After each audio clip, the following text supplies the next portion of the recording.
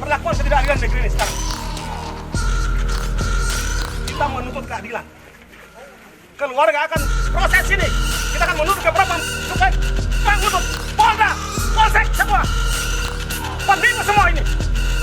Mereka ini pemain semuanya, lindungi penjual minuman keras. Riko ini adalah korban daripada sistem yang kapok. Dia semua tahu, bom kecil ini, narkoba berkeliaran, minuman keras berkeliaran. Dan polisi tahu itu. Saya sudah pegang bukti. Saya akan lapor. Polisi omong kosong. Berhenti berorang semua. Jadi saya sudah keluar dari keluarga. Kita akan buat laporan. Kita akan masukkan laporan ke Propam untuk segera diusut secara tuntas. Kita serahkan anak kita untuk kita serah hukum dengan baik. Belum sampai 24 jam sudah mati. Kita menuntut keadilan. Keadilan.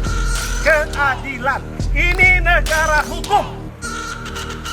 Asas praduga tak bersalah. Seseorang dinyatakan bersalah hanya oleh keputusan pengadilan, bukan polisi yang menentukan.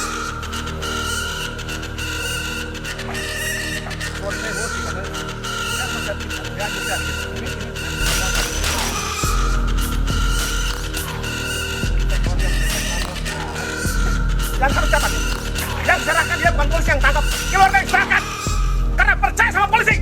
Itu poinnya. Mamanya sendiri menyerahkan.